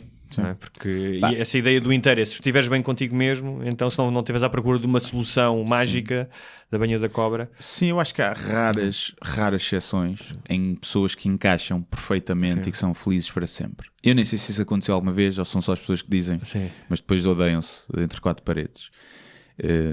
Eu acho que a peça do puzzle tem aquelas 2 ou 3 dentes, ranhuras, que têm que encaixar no teu, que são os tais ideais, as coisas básicas, mas depois o resto é aberto. E podem ser coisas que tu te identificas, não te identificas, coisas que tu toleras. E acho que as pessoas que eu conheço que estão sempre à procura de par perfeito são as pessoas que têm problemas. Eles têm problemas. E 1 mês é tudo perfeito, é o amor da vida e vamos morar juntos. Depois passar 2 meses, já não gosto, não se fala. Isso é porque as expectativas que se criam são irrealistas e tu te estás a projetar na outra pessoa que não conheces aquilo que querias que ela fosse. Sim, e há coisas que é tipo, ele deixa a tampa da sanita levantada. E então, se isso é o suficiente... Então caga de cócoras. Se é o suficiente para tu terminares uma relação... então tu não mereces essa pessoa. Sim. Se essa pessoa só tem esse defeito e tu estás sempre com isso, ou tipo, sei lá, eu se calhar não conseguia namorar com alguém que comesse de boca aberta. Sim. E é uma coisa pequenina, mas que para mim era, epá, não dá. Não, tens de dizer, olha, tens de começar a comer de boca Tens fechada, que não comer de leves boca a mal, fechada, mas acho e eu acredito que possa ser inconsciente e não conseguisse, epá, não vai dar. Ou então comemos separados sempre e estamos juntos a seguir. Curiosamente, isto já, ou seja, esta teoria dele já originou centenas, se não milhares, de relações que acabaram divórcios. Ele, aliás, vai metendo no Twitter dele quando as pessoas lhe dizem, olha, acabei a nossa relação por causa daquilo que eu vi, porque ele diz é que como tu não consegues encaixar a peça, muitas vezes algumas pessoas resignam-se a ficarem com uma pessoa com quem não são felizes porque acham que... Claro, olha, isso também não é? E então ele diz que já estragou vários casamentos e relações por causa disso, e que as pessoas lhe escrevem a dizer, pá, vi o teu special e olha, decidi que... Acho muito bem. É como alguém dizia que era, nunca nenhum casamento feliz acabou em divórcio. É verdade. E portanto, o fim de uma relação é sempre para celebrar. É verdade. Porque nunca não era uma boa relação. A não ser que por causas trágicas, não é? Imagina, um casal perde um filho e acaba por se separar, que acontece normalmente. Não é... Podia ser um casamento feliz realmente. Sim, é verdade. Sim, mas aconteceu uma desgraça. Mas de resto, é sempre um bom sinal. Porque é sinal que alguém não estava feliz e que tem a oportunidade de ficar melhor. Claro que depois às vezes pode ter impacto na outra pessoa muito nefastos, mas também se te vais suicidar por causa de um fim de namoro, pá... Não estás bem. Não estás bem porque a vida vai-te trazer dissabores maiores no futuro do que um fim de namoro. Principalmente quando você é novo, estás a ver? Sim. É pá, se fores casada há não sei quanto tempo, aquela pessoa é a tua vida e ela deixa-te do nada, percebo que entras numa depressão profunda e já estás num ponto da vida que já não queres mais, não tens filhos, pronto. Não acho que o suicídio deva ser demonizado. Queres morrer, morres. Não tenho problema nenhum com isso. Mas desde que tenhas filhos, deixes cá sofrer. Até porque o suicídio muitas vezes acontece quando a tua saúde mental não está bem, ou seja, não estás clarividente. Não, as pessoas dizem, mas pode ser uma escolha, não sei. Não, às claro, vezes penso nisso, pode ser uma escolha feita de livre vontade. Claro, olha, pode ser uma escolha. A vida para mim já não me traz nada. Claro. E não quero mais. Claro, eu entendo isso e acho que sim, mas também não sou um psicólogo clínico, mas que há pessoas que precisam de ajuda médica, ajuda química, claro, e que tomam a decisão no momento em que não têm a perspectiva, se calhar não têm acho que a maioria é esses casos, a clareza que tu disseste, dizer, olha, não há mais nada. Sim. É como, imagina, quem quer a eutanásia porque está vegetal, acamado, não é? E quer. Ou seja, quem está numa doença mental, num sofrimento profundo, o sofrimento é equiparado. Essa pessoa também quer terminar a vida. A diferença é que para aquela pessoa acamada não há recursos médicos ainda que o possam ajudar a andar, porque se houvesse ela não se queria suicidar. É verdade. E para a outra há recursos médicos para tentar curar a depressão ou o problema que tenha. Apesar de ser difícil em muitos casos, não é? Mas portanto é a diferença. Devem procurar ajuda, mas eu percebo que tanto um como o outro queiram terminar a vida. E não... Às vezes custa o pessoal que deixa filhos e isso parece ser uma decisão egoísta, não é? Mas é o que é, matou-se. À partida, Deus se existir, não vai Deus se existir, foi um gajo fixe, não vai discriminar as pessoas que se suicidar. Pois. Até lhes vai dar um cantinho especial e dizer, eu realmente dei-te uma vida de merda que tu até acabaste. Ora, aí está. E agora tens aqui... Vai lá para a tenda VIP do Alive aqui no céu. Tens aqui pulseirinha à descrição. As pessoas, pronto. Olha, temos mais? Temos, é assim, nós temos muitos mais aqui, temos mais aí. Temos que ir aqui ao Instagram um bocadinho. Mas, para não parecer. ok. Vamos estava uma a pensar se se fazíamos 2 programas de perguntas, deixávamos para o próximo. É? Ou achas? É? Acho que sim, até porque devemos ter, quando voltarmos, devemos ter... Quantas semanas é que vamos estar alto? É 1 ou 2? É uma, para a semana não estou cá. Para a semana não estás cá, não é? Eu depois, para a outra... Vou estar nos Açores, não é? Eu para a outra acho que estou. Okay. Tenho aí vou dar um workshop. De marcenaria, obviamente. Um de como criar e gerir um blog e o outro de escrita de humor e stand-up. Okay. Um é de 3 horas e meia, um dia. O outro são 2 dias, cada um 3 horas e meia. É só porque... também tenho que sair daqui a bocado por compromissos inadiáveis. Sim. Mas estava a pensar que, como temos aqui algumas perguntas deste lado e algumas desse... Aqui temos muitas, mas são mais diretas. Sim, mas podíamos fazer, quando eu voltasse, um especial também, uma segunda parte de perguntas e respostas. Ok. Porque estes programas são dinâmicos e acabamos por falar de diversas coisas. E aproveitávamos o pouco tempo que nos resta para, se calhar, falar daquilo que nós já conversámos. Ora bem, o que é que vai acontecer aqui? Primeiro, este podcast já está disponível no Spotify. Toma lá. Chupa. Havia um dos nossos ouvintes que tinha pedido isso e agora, toma lá. Tinha havido várias pessoas a pedir e pronto, está no Spotify, portanto se usam Spotify e vos dá mais jeito... Temos que pagar para isso? Não. Ok. Finalmente os gajos abriram aquilo. Antigamente tínhamos, como nós temos alojados num sítio, tínhamos que ir para outro para conseguir ir para lá e pagar mais e não sei o quê. Racistas. E conseguiu-se. O que é que já aconteceu? Ou seja, já temos uma conta de Patreon onde vocês podem contribuir. E as pessoas que não sabem o que é Patreon? O Patreon é uma plataforma de crowdfunding, e as pessoas não sabem o que é crowdfunding, onde vocês podem apoiar os vossos criadores de conteúdo. Pronto, aquilo é uma plataforma mesmo para criadores de conteúdo, de diversas variedades. Cá em Portugal, se calhar, se calhar não, de certeza, o mais conhecido e o que tem impulsionado isto e usado é o Rui Unas, com o podcast de Maluco Beleza. E o que vocês podem fazer é contribuir com dinheiro, e nós fizemos isto porque algumas pessoas pediram e perguntaram o que é que não fazíamos e porque eram pessoas para contribuir, e então, ok, vamos criar aqui isto. E depois cada nível de contribuição tem associado uma regalia diferente. Pronto. Isto só para dizer, isto não implica que haja pessoas que vão continuar a ouvir de graça. Não, o podcast vai continuar a ser gratuito nas mesmas plataformas, igual. O que, ou seja, tendo em conta que nós já fazemos isto há 2 anos e achamos que temos uma base de ouvintes que reconhecem que aquilo que nós fazemos todas as semanas tem algum valor, não é? E como nós o fazemos de graça e muitas vezes temos que ir fazer outras coisas e temos um esforço para vir para aqui e fazer isto, uma ajuda... Não é? Uma contribuição, uma ajuda não, uma ajuda, sim, uma contribuição para o nosso trabalho.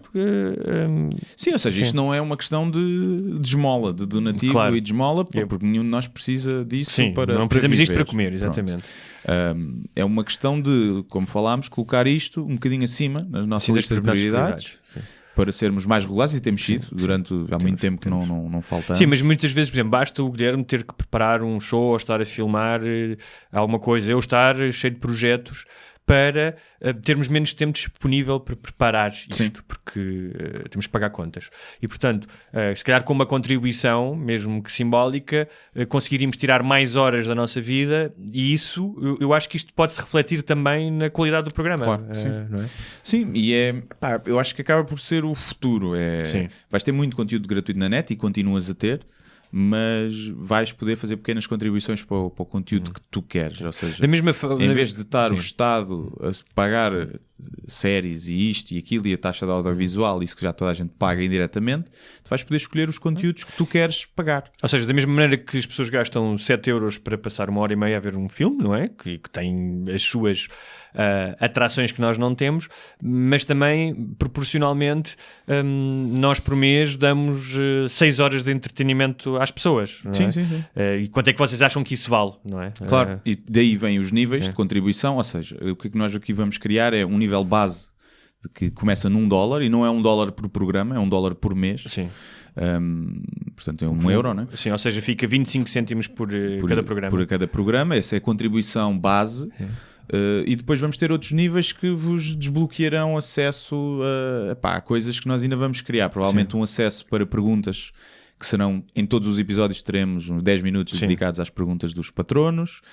Um nível mais alto, se calhar, que poderão ver o podcast filmado. Começaremos a filmar e a colocar no YouTube. E depois... Inicialmente se calhar filmado só com uma câmera, depois depende de como isto evoluir, poderá ser uma coisa mais profissional com qualidade. Havia a possibilidade também de fazermos, imagina, um ao vivo numa pequena sala, num bar, e que essas pessoas fossem convidadas, ou pelo menos tivessem prioridade em relação às outras que não pagam. Exatamente. E depois vamos explorar também contribuições maiores para pessoas que queiram promover coisas. Se vocês tiverem alguma coisa que queiram promover, um livro, uma coisa assim. Uma empresa, uma coisa uma qualquer. Empresa, sei lá, qualquer coisa. Poderemos abrir também espaço a isso. Portanto, enquanto este podcast está a ser feito, já podem ir a patreon.com/sembarbasnalíngua, ver as modalidades que existem e contribuir. E sugestões que tenho. Eu acho que o mais interessante aqui, pelo feedback que eu fui medindo pelas pessoas, mesmo no Twitter e no Instagram, eu pus algumas tipo de sondagem de mercado. O que interessa mais às pessoas não é a exclusividade, do conteúdo, porque há muita gente que faz isso e eu também não gosto, até porque o podcast começou gratuito, passar a ser exclusivo para quem paga não faz sentido, mas as pessoas gostam muito da opção de darem atenção às minhas perguntas e às minhas sugestões, se eu pagar, portanto acho que isso faz sentido. E o dever gravado, as pessoas também gostaram da ideia, apesar de se calhar não estão bem a ver a nossa cara. Às vezes quando forem ver gravadas, se calhar já vão ver, mas acho que pode ser giro, principalmente quando temos convidados, pode dar algum valor. Mas se tiverem sugestões, querem uma t-shirt a dizer são só 10%, deixam também arranjam para uma das coisas. Uns brindes, pelos da nossa barba dentro de um saquinho. Mas acho que vai começar aí. Esse nível base só para quem quer ajudar e contribuir, e depois um nível para fazer perguntas e interagir na comunidade, e depois o gravado e cenas ao vivo e não sei o quê. Vão ver, vejam bem o que está lá, percebam, se puderem contribuir, contribuam, se gostam. Ninguém deixe de comer os seus McNuggets, a única refeição do dia, só para nos... refeição do mês, que é um cheeseburger, tá? E nós comprometemos-nos a não ficar ricos com esse dinheiro e cagar para vocês. E a fazer um programa, esperamos, ainda melhor e a regularidade começará a pender. Se calhar até vamos gravar alguns podcasts de reforço para o caso de faltar acontecer alguma coisa, vocês terem e não ficarem pendurados, apesar de sabermos que vocês vão compreender se por acaso uma semana faltarmos. Outra das ideias que alguns podcasts fazem são os mini podcasts, ou seja, têm um semanal e depois o que fazem é que quando gravam um semanal, gravam tipo uns de 2 minutos sobre um tema qualquer, uma conversa qualquer, e distribuem, imagina, à segunda, à quarta e à sexta, esses pelos assinantes, percebes? Sim. É tipo um bonezinho que a pessoa tem de 2 minutos por dia ouvir. É uma coisa que nós também podemos fazer aqui no final do programa. Sim, uma dessas ideias pode ser, por exemplo, isso, a parte das perguntas, ser perguntas feitas pelos patronos, e lançamos um podcast de 20 minutos extra, só com isso, perguntas e respostas, e só para quem contribuiu. Pode ser uma Mas ideia. Se tiverem ideias, sugiram também. Sim, sugiram. E pronto, e é isso. De resto, como costume, esqueçam, Spotify. Quem nos der 100 mil euros pode vir aqui e ter sexo connosco. Se for, não sei, por 100 mil euros para cada um? 100 mil euros para cada um. Tenho que ver a minha namorada. Quanto é que ela me vende? Quanto é que ela me vende? Mas ela gosta de dinheiro, portanto é capaz de me vender por esse preço. E é isso. Para a semana há aqui um hiato que eu vou estar nos Açores. Já sabem, apareçam. Queres promover alguma coisa? Não. Acho que falta de chá, pesquisa no YouTube, já está aí o novo episódio. Quarto, não é? Quinto já. Sobre touradas veganas, super alimentos. Com os convidados especiais Bernardo Almeida e Diogo Sena, pessoal do YouTube. E é isso. Eu sei que vou estar no Norte para a semana. Vou estar no Enjoy It, no Porto, dia 15, um bar. Depois vou estar no Cru, que não sei se é Famalicão, se é Passos de Ferreira. Enjoy It no Cru. E vou estar noutro bar, portanto eu acho que é Passos de Ferreira, Porto e Famalicão. Mas não tenho a certeza. Mas podem ir depois à tua página de Facebook que estará lá anunciado. Sim, ou no blog, na tab que diz stand-up, eu tenho lá os próximos eventos e vou colocar lá, porque eu acho que não estão todos anunciados, só o do Enjoy It é que está anunciado. Porto, dia 15, não sei como é que é com reservas e bilhetes, acho que é aparecer lá e comprar no dia. E é verdade, não tenho uma coisa para promover, tão gira. Dia 9 de novembro, próxima sexta-feira, um stand-up comedy solidário para ajudar a Associação Equipa da África, que faz trabalhos para ajudar pretinhos, e apareçam, vai ser dia 9, se forem à minha página está lá, ou ao Instagram. O bilhete são 10 euros e não vou ser só eu porque levo convidados, levo o Guilherme Fonseca, Joana Gama, o Hugo Subtil e os Manos Duarte, Homens de Luta, o Gélio e o Vasco também vão, e eu acho que não me estou a esquecer de ninguém. Acho que não. É isto. Portanto, por 10 euros é um bom cartaz. E ainda é uma causa nobre, e é em Lisboa, e acho que já não há muitos bilhetes, acho que já há poucos. Aquilo também não é muito grande, são 250 lugares e já estava, não sei se já me passou já os 200. Muito bem, até para a semana. Até para a semana. Muito obrigado por assistirem a mais um episódio Sem Barbas da Língua. Não se esqueçam de subscrever na vossa plataforma de eleição, iTunes, SoundCloud, YouTube e muitas outras. Se tiverem dúvidas ou sugestões, podem enviar para o endereço de correio eletrónico sembarbasnalingua@gmail.com. Podem também passar pela nossa página de Facebook, deixar o vosso like ou a vossa mensagem. Sejam felizes e até à próxima. Mas eu só lhe pergunto se é assim que o país anda para a frente. Eu vim com sacrifício pessoal. Acho que o país está doido, com todo o respeito, e portanto eu não vou continuar a entrevista.